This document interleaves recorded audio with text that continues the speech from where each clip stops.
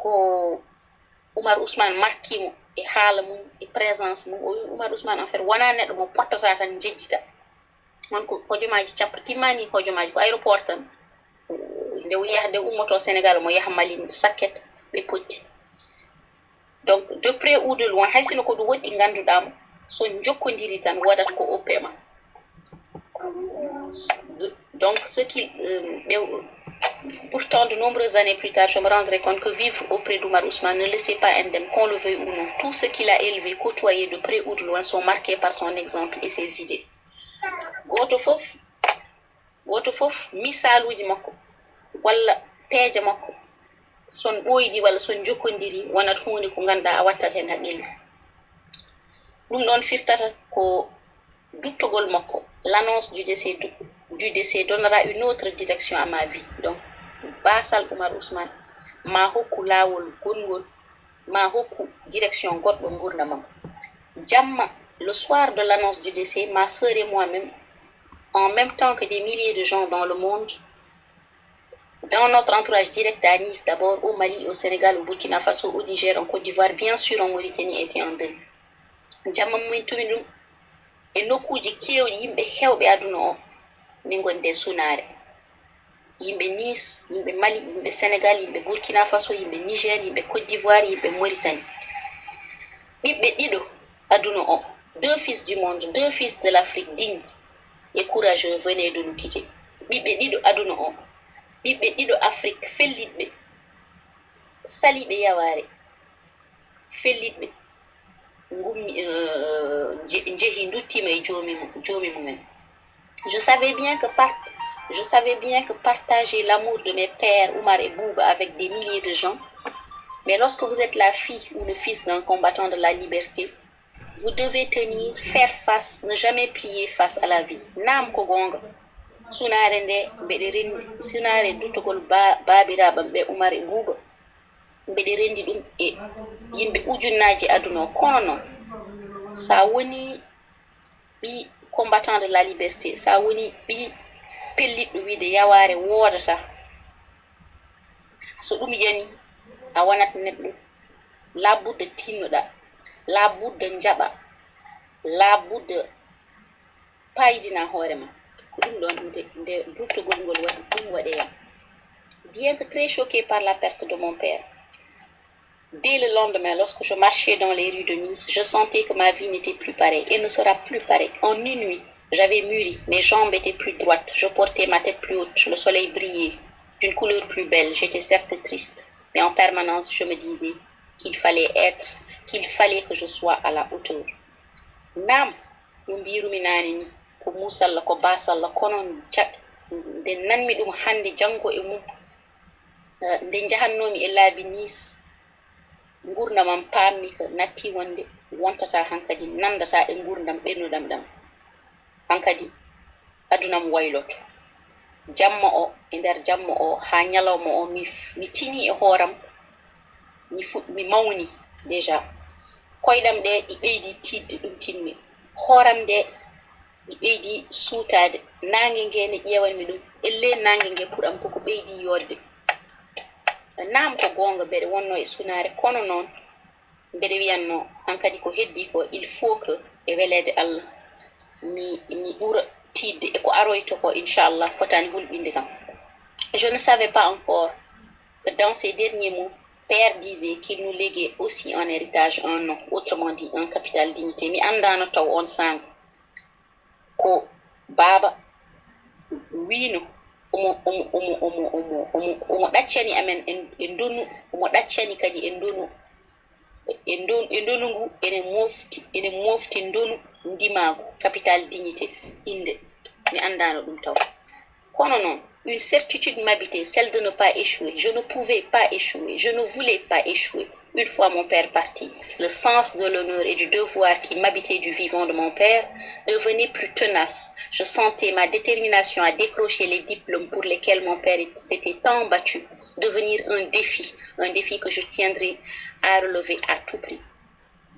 Kono noon on ɗon sanga mo babam rutti 95 pellital gotal joginomi woni babam jinnoɗo mi heɓa diplôme uji duttiɗo taw mi heɓani ɗin diplôme uji ɗin ɗon diplôme uji la budda eɗi keɓe il fallait kadi keɓe goto par goto il fallait kadi keɓe so udditi parenthèse mbeɗa andi fottuɓe yam on sang université nice ciftorta tan mataw ko suko goto tan ne waɗi jean ni waɗi t-shirt ne waɗi casquette juste c'était clair janomi toon ko ƴeftude diplôme uji mi heeɓi toon sehilaɓe mais clairement ko diplôme uji ƴeftude diplôme uji mo ganduɗa babam ne waɗanno mission ji ne yoɓanamen jangde pour min ɗin ɗon diplôme uji hay sino ruttima il fallait kadi ɗi keɓe alhamdulillah Allah waɗi sutur ɗi keɓama seeɗa kam heɓam pour cela il fallait un plan pour heɓde ɗin diplôme uji il fallait un plan, un cahier de route, un bilan honnête avec soi, qu'on est le seul à pouvoir faire. De ce bilan personnel naîtra chez moi le sentiment d'un nécessaire retour à la source,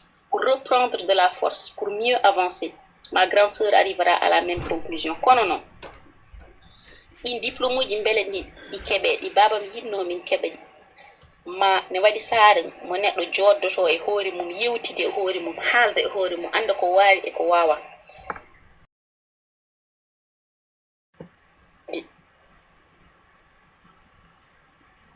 nde min mbaɗi cahier de route min bangam mawna bangam goto fof faami ko pour ko ɗum wooda il fallait taw ruttade source woni ruttade afrique pour min wonata ko sénégal mawnam aussi ari on conclusion kanko mo rutta afrique mais wonata sénégal ko bange goɗɗo kono holtoon jahanmi pellitmi yaade dakar galle kawam baba e nenam jooɗo repartir réveille tout d'un coup chez moi les souvenirs de jadis, de mon chemin de vie. Hodde, addi e yam, siftini kam, bayrali kewɗi suftini kam ko heewi. Ko mbiyanmi chemin de vie woni lawol mo ndewnu gila mbeɗe famɗi. En effet, comment parler de demain sans parler d'hier? Eyi, holno neɗɗo wawi haaldirde haala janngo taw siftorani hen. C'est dans mon passé que j'allais puiser mes ressources pour faire un saut vers l'inconnu. Koye nder hankam jahanmi ƴogoyde mbele hebla jangam. J'adorais bien sûr ma famille au Sénégal, mais je n'y étais pas allée depuis longtemps. Mbeɗe horsinno bandiraɓam ɓe goppumi Sénégal kono mi yahan taw ko ɓooyi. Je ne savais pas encore qu'en tout point de vue, ce passage de 3 ans me permettra de renaître et d'avancer dans l'attendue de mon père. Mi andano taw ko jaagol toon wonde toon duuɓi tati ma wallam e yaade e laawol mo baba mi yinnomi ara o. Comporte-toi en femme responsable, disait-il. Won neɗɗo dariɗo pelliɗɗo wiyanno kam. Et n'oublie pas, kono hoto yejjit que seul le travail paye et valorise. Koto yejjit ko liggade tan faydinta neɗɗo. Le travail liggade, la détermination pellital, le courage sirñinade, la dignité fayda, surtout le combat haɓede seront mes repères absolus sur mon chemin de vie.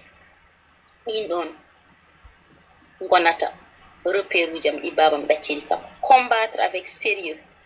ɗum ko min heewide noon saɗa haɓir e pellital haɓire e fimde neɗɗo soni haɓe yo haɓe e fimde yo fellita comme j'aime à le penser no kewmi miijorade ni c'est-à-dire à éliminer toute possibilité d'échec so neɗɗo felliti wadde hunde e yandam foti ko ittude kala échec possibilité échec de échoude foti ko ittude ɗum un saut mental vers l'assaut des problèmes de la vie. So caɗele ngari émission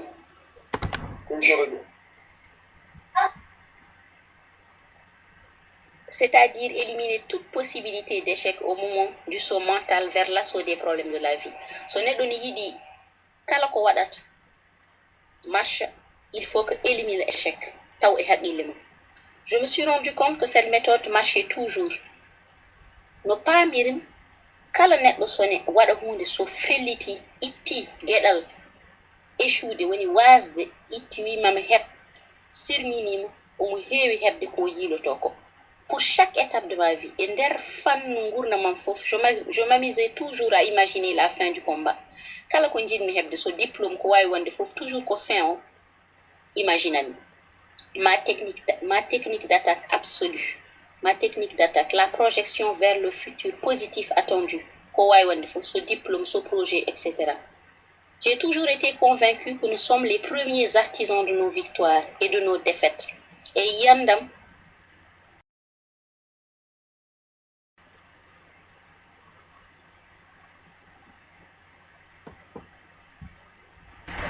pour moi, le meilleur moyen d'aller vers des victoires futures est de poser en permanence une critique implacable sur soi. Kala jiɗɗo e yiyandam, kala jiɗɗo foolaaji, kala jiɗɗo gañde, o to tout le temps wadde wiide ko ɓeyto kadi mo heɓde ɗum ala.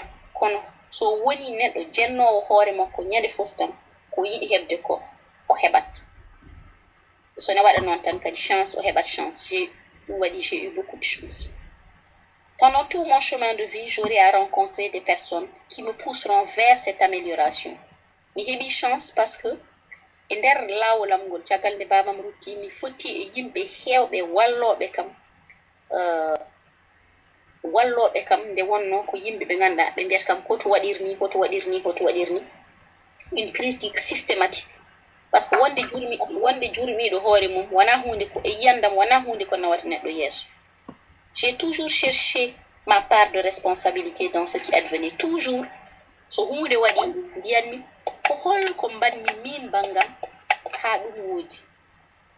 Je crois que ce terrain a longuement été préparé par mon entourage familial, la famille au sens large, biologique et social. E yiyandam wona tan min tan fini tan mbeɗe miijiri noon hooram ala ko galle mo jibinami o leñol mo jibinami o somi wi leñol ngol wona tan ɓe jiidum ɓe min waɗi sehilaɓe fof ko ɓen balli kam wonde on ɗon neɗɗo mo gonni hande o ko yimɓe hewɓe ɓe keewi. Choisir et assumer, disait mon père. Kono neɗɗo ɓurɗo wadde ha gonmi ko mi haala ɗum dande dow mi haala ɗum ha leera clairement ko babam kanko wiyanno choisir et assumer woni suɓo kono sa suɓima no yaari fof andu ko an oto wi ko goɗɗo.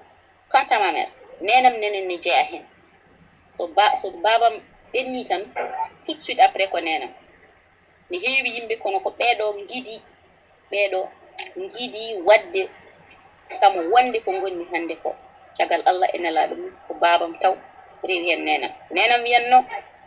Quant à ma mère, c'est dans la vie quotidienne qu'elle se fondait pour nous mettre en garde sur les dangers d'une complaisance avec soi. Nenam non kañum wona koye gurdam ñande fof nde ko addanno haala e yewtere wonde neɗɗo jurmiɗo hoore mum walla beltiɗe hoore mum ha ɓurti.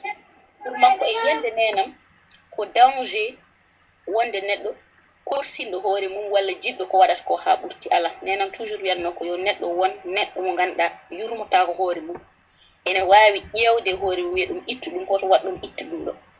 Nenam ko neɗɗo muñowo mais tous redoutent ce face à face implacable avec elle. Kono goto fof ene renti sanga mo kalda ton gonga car elle va au fond des choses. Kanko yahta hande ha ko foti haalande neɗɗo fof o haalanta ɗum so on sanga feliti. Et même dans votre âme hay ko miijiɗa sahaji pour vous dire droit dans les yeux pourquoi cela rate, pour haalandema holko waɗi ɗum ɗo yahani.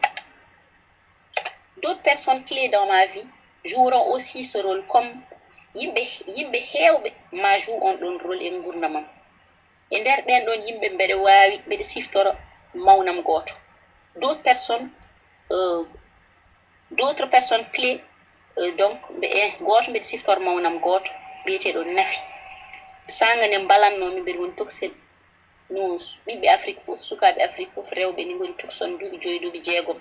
somi ƴefti balam mbeɗe fitta wiya kam a furgi o fittata ko balgol ngol yo feew kono a furgi ruttito caggal fiftata ko yo neɗɗo wawde ruttitade caggal ɓedde hoore mum ƴewde holko foti fewnide ɗum ɗon a furgi o ko pour min ko ɗan ɗiɗi kil fiftata. Quand petite fille je balayais le salon ou la cour de la maison comme le font toutes les petites filles de l'Afrique de l'Ouest à l'aide d'un balai composé de petits fils de bois que l'on appelle en poulard pitirde. Reviens sur tes pas, tu as oublié de balayer une partie du sol, me disait ma sœur. cela me préparait aussi à la remise en question ɗum kadi walli kam wonde neɗɗo